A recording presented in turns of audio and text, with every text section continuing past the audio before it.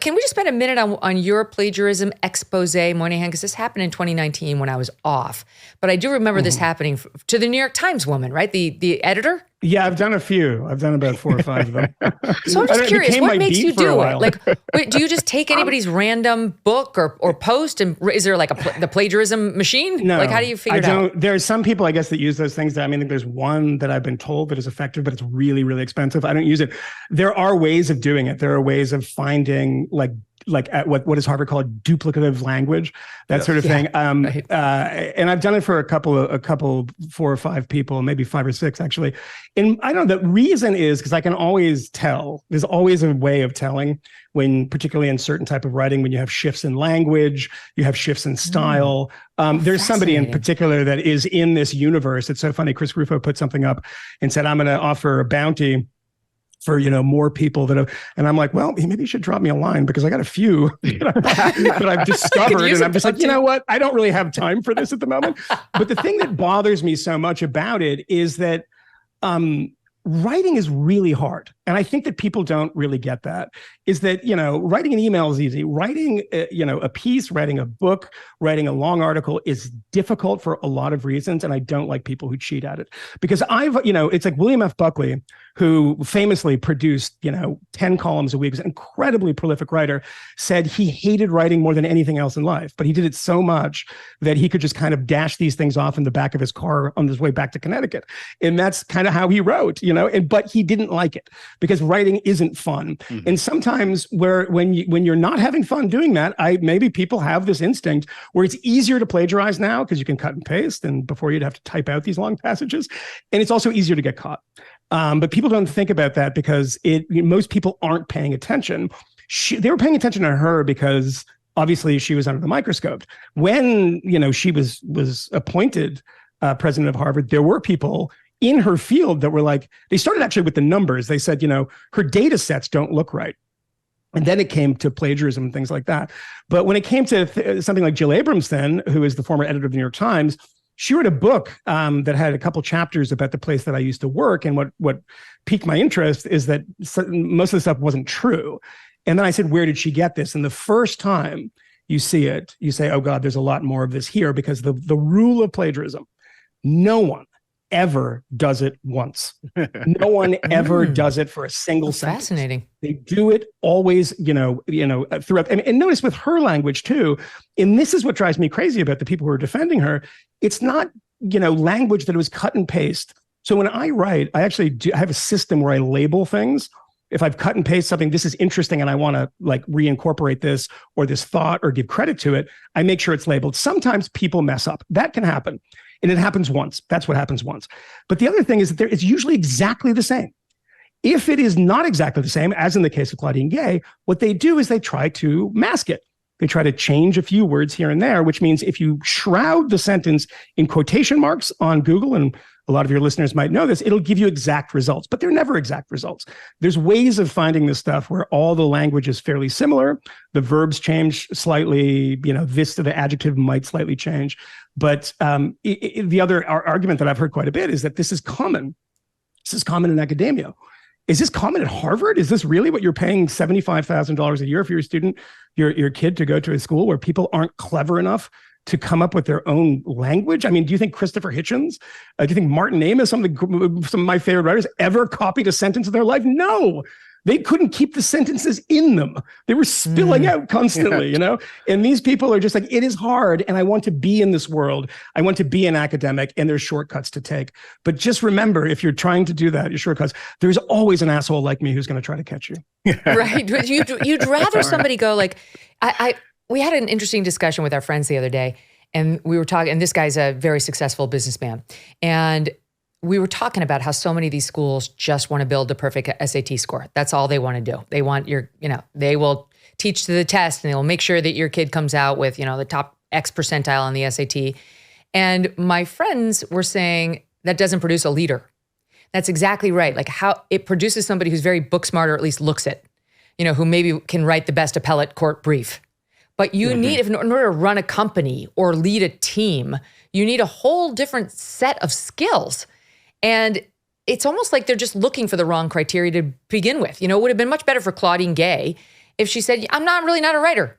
That's not my thing. I teach well. I can excite a room. I'm inspirational to some people, and leaned into whatever qualities she really had. I don't know Claudine Gay. This is based on what I've read about her over the past 24 hours.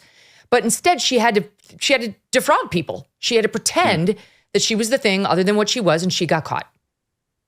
A quick thing on that, by the way, and sorry to interrupt, to step on you guys here, but the thing about Claudine Gay and why I pointed out that she went to Phillips Exeter, one of the best schools in America, and then a series of other best schools. One of the things that drives me crazy about this idea of representation and diversity is it's never really diversity. And when people say that, they're talking about diversity of thought. I'm like, no, but I'm actually not even talking about that. I'm talking about diversity of background. Class. And whatever class in particular. And every time I worked at a place, we would make sure that there was, a Hispanic person, a Black person, and they all had parents that were doctors, and they all had parents that sent them to Harvard. There are kids, by the way, and this is true, and if you don't think it's true, maybe you're the racist, is that there are kids in the projects, their kids come from really, really tough backgrounds who are insanely creative and insanely bright. And if given the opportunity, because the public schools, particularly in the city of New York, where I live, are so terrible, they don't get those opportunities. The teachers' unions are part of the problem there. There's a lot of problems. But you look at the kids that are dealing with that in those boot heels on their necks.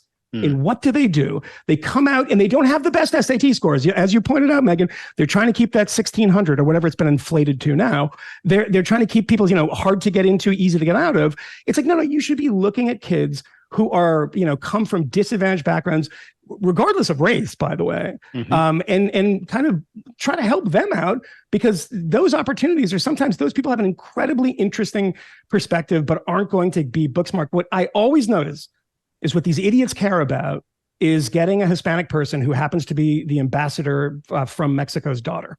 And that actually happened to me. Well, on the same front, I went to Syracuse, and my college boyfriend was the captain of the lacrosse team there that won 3 national championships. And in the field of lacrosse, it's like Syracuse. Of course he was. And in the field of lacrosse, it's mostly all these white shoe colleges that produce lacrosse players, especially today. Back then, they had more blue collar guys who loved lacrosse. He was from Yorktown Heights, New York, which is a nice suburb. But back then, he was the youngest of 9 children in a 2-bedroom house. New York City cop as a dad, who was not privileged. Sounds like my point is simply about him a lot, Megyn. But Does Doug know this guy? Doug does know. Doug does know about this guy. But anyway, here's the point about this guy and the others on the team. All these guys, even though we were all at Syracuse, which is not Yale, would get recruited to go to these big banks in New York to work in sales and trading, right? Because they knew these guys knew how to deal with other guys, to have a good time, to sort of, not whatever, they might call it bro culture today, but that would be diminishing of these guys. They weren't that way. They were just cool guys who knew how to interact in a way that would make others feel comfortable, others want to be with them. They weren't looking for necessarily the smartest book smart guy. And I actually think that system could work, and it could be open to more guys than just, the white kids who are in private schools around New York. You know what I mean? If you did find guys with this personality or this ability to sort of reach out to others and give them those jobs, they could crush. Not everybody has to be able to write the perfect appellate court brief. I think it's looking at Harvard, it is like a lot of these institutions, Phillips Exeter is one of them. It's useful to look at them as kind of they are elite factories. They produce elite. There's always going to, whether or not the actual level of talent, the quality of person we might consider elite, but the most elite people in the country are going to gather in a university setting and perpetuate their status for their kids. That's just going to happen whether we like it or not. I happen to not be a huge fan. But so the people who rise to the top of that system are going to reflect the changes in what the values are that elite institutions now favor. And I think in that sense, it's not a surprise that we see the emergence of someone like Claudine Gay as opposed to Lawrence Summers, right? Larry Summers, who was predecessor of hers, he is like a total 90s guy, right? There couldn't be someone who's more sort of neoliberal, bunch of books, academic, sort of rough, Clintonites, whatever, right? Like he just smells like the 1990s version of what elite Harvard is. She looks like the elite of 2020, right? We've seen in all of these institutions this incredible creation of a bureaucracy that has figured out how to talk in this completely tortured language that is inadmissible for normal people. I mean, that's one of the reasons why the congressional meetup was so incredibly fascinating to watch and disastrous, is because these people who learned an entire system that's insane and the lingo that's associated with it that is designed to repel kind of normal people. You have to like go intricately through all of these different things. She is a reflection of what the elite is. And that is why this is not the last of one of these types of scandals. It's not necessarily going to be plagiarism. It's going to be that the systems that have been built up, particularly over the last 10 years in elite institutions, and not just in academia, in media and a lot of other places as well, those systems are kind of crazy. It's a lot of bureaucracy. It's a lot of diversity, equity, and inclusion, mumbo jumbo. And before that all gets rolled back, and I don't think it'll ever get fully rolled back, we're going to look around and say, my God. The Megyn Kelly Show is supported by Grand Canyon University. Founded in 1949, GCU is a private Christian university that is dedicated to delivering an affordable and transformative higher education. Their vibrant campus is located in beautiful Phoenix, Arizona. And according to niche.com, it's ranked a top 25 best campus in the country. As of June 2023, GCU offers 330 academic programs with over 270 of them online, allowing you the freedom to earn your degree on your time from wherever you are. At GCU, your degree, whether it's a bachelor's, master's, or doctorate, integrates the free market system and a welcoming Christian worldview. Learn more about GCU's programs, competitive tuition rates, and scholarship offers from your university counselor. They're part of the supportive graduation team that will take a personalized approach to helping you achieve your academic goals, walking alongside you every step of the way. Find your purpose at Grand Canyon University. Private, Christian, affordable. For more info or to enroll, visit gcu.edu.